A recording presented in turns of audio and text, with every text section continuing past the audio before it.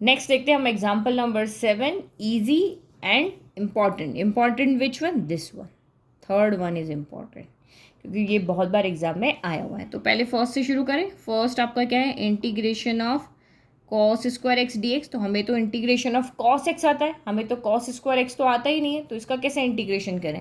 तो कोई बात नहीं, हम इसको फॉर्मूले हैं हमारे पास बहुत सारे जो हमने क्लास 11 में पढ़े हैं, जिससे इसको हम एक ऐसे फॉर्म में चेंज कर सकते हैं कि कॉस स्क्वायर एक्स को आप कॉस एक्स की फॉर्म में चेंज कर दो। तो वो फॉर्मूला क्या है? तो हमने क्लास 11 में फॉर्मूला पढ़ा था कि कॉस 2x जो होता है वो 2 कॉस स्क्वायर एक्स माइनस 1 होता है। तो यहाँ से हम कॉस स्क्वायर एक्स को कॉस एक्स में चेंज कर सकते हैं। तो यहाँ से आप कॉस स्क्वायर एक्स की वैल्यू निकालो, -1 उधर जाके +1 हो गया, और ये 2 जो मल्टीप्लाई में आपका डिवाइड में आ गया। ठीक है, तो इससे हमारा काम बन जाएगा। तो हमें तो यही चाहिए था। Integration of cos square x की हम रख सकते हैं cos 2x + 1/2, और ये हो गया dx। अब बस सेपरेट कर लो। तो ये आपका 1/2 हम पहले ही बाहर ले लेते हैं। Integration of cos 2x + 1 dx हो गया। चलो करो इंटीग्रेट। तो ये हो गया 1/2। cos 2x का इंटीग्रेशन क्या हो जाएगा? तो cos 2x का यहाँ पे इंटीग्रेशन हो जाएगा sin 2x। तो ये आपका यहाँ पर sin 2x हो गया। बट यहाँ पे x के साथ जो भी प्रोडक्ट में होता है वो कहाँ आ जाता है? डिवाइड में। जैसे डिफरेंशिएशन में मल्टीप्लाई में आता है, इंटीग्रेशन में डिवाइड में आ जाता है। ये मैंने आपको फर्स्ट क्वेश्चन जब किया था तब बताया था। ठीक है, फिर +1, 1 का यहाँ पे क्या हो जाएगा? x हो जाएगा, और ये प्लस आपका c। तो बस आप फाइनल आंसर लिख दो। ये हो जाएगा sin 2x/4 + x/2 प्लस आपका C. This is your final answer. Easy, यहाँ कोई दिक्कत नहीं थी। तो साइन स्क्वायर एक्स आए तो भी आपको यही मेथड वहाँ पर लेना है। नाउ सेकंड वाला देखें। तो इंटीग्रेट करना है sin 2x cos 3x dx को। तो u इंटू वी वाली चीज़ तो डिफ्रेंशिएशन में होती है, इंटीग्रेशन में तो हमारे पास ऐसा कोई फॉर्मूला है u इंटू वी वाला कि हम उसको सॉल्व कर लें? ऐसा कोई फॉर्मूला नहीं है।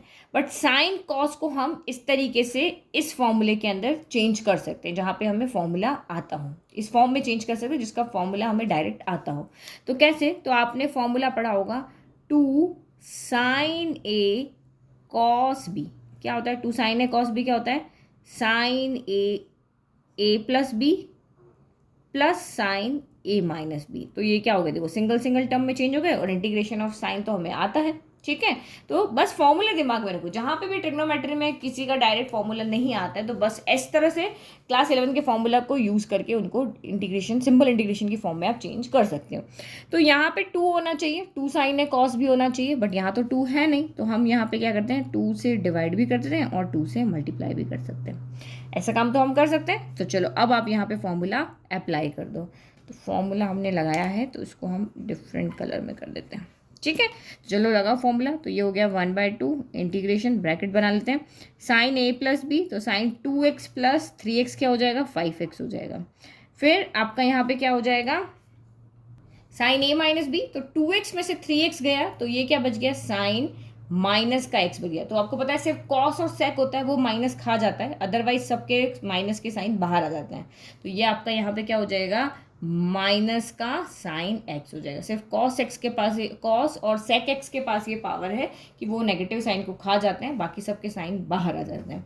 अब इसका तो हम डायरेक्ट यहाँ पे फॉर्मूला लगा सकते हैं। 1/2 इंटीग्रेशन sin 5x क्या हो जाएगा? तो ये आपका इंटीग्रेशन ऑफ साइन एक्स होता है माइनस का कॉस एक्स। तो माइनस का कॉस 5x, और जो भी x के डिवाइड में मल्टीप्लाई में है वो हो जाता है डिवाइड, और फिर माइनस, फिर साइन x का माइनस कॉस x। तो ये आप यहाँ पे ब्रैकेट में लिख दो ताकि आप बाद में कंफ्यूज ना हो जब आप नोट्स देखोगे तो। ठीक है, अब बस इसको सॉल्व कर लो। तो ये 1/2 को अंदर ले जाते हैं। तो माइनस का 1/5 2 ज़ा 10 कॉस 5x, माइनस माइनस हो गया प्लस 1/2 कॉस एक्स, और एक गलती कर लिया, कांस्टेंट नहीं ऐड किया। ये आपका कांस्टेंट भी हमने लगा दिया। नाउ थर्ड देखते हैं, integration of sine cube x dx। तो ये कैसे करें? तो ये देखो अभी हमने जो फर्स्ट क्वेश्चन किया था ना, वहाँ पे आपको साइन क्यूब एक्स दिखा था। तो यहाँ पर भी ऐसे ही करना है। साइन क्यूब एक्स को आप यहाँ क्या लिख सकते हो? साइन स्क्वायर एक्स और साइन एक्स लिख सकते हो।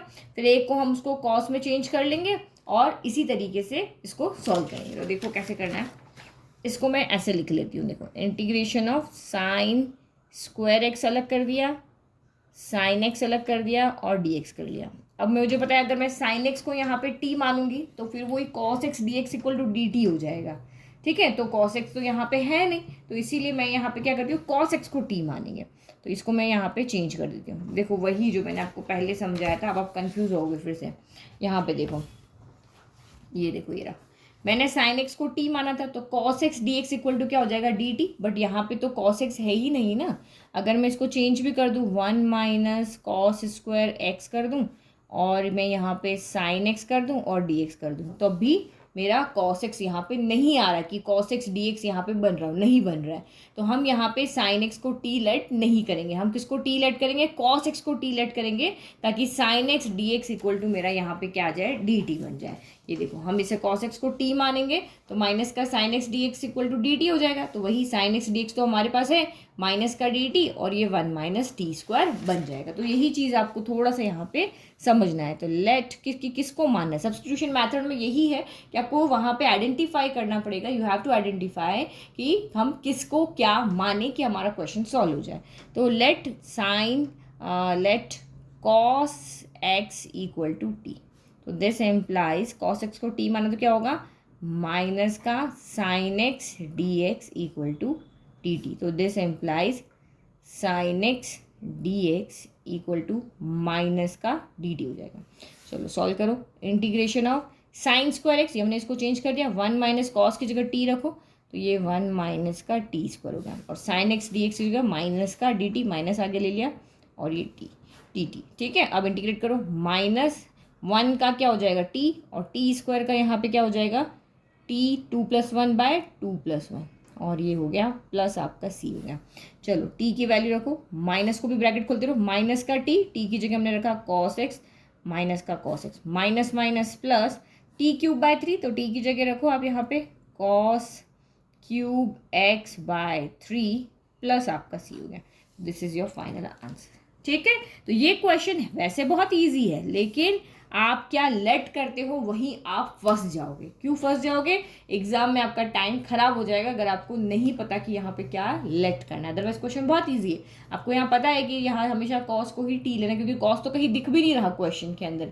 ठीक है, तो वही आपको लेकर के जब करोगे तो 4 स्टेप का ही क्वेश्चन है, बट वही सोचना यहाँ पर इंपॉर्टेंट ट्रिकी क्वेश्चन है।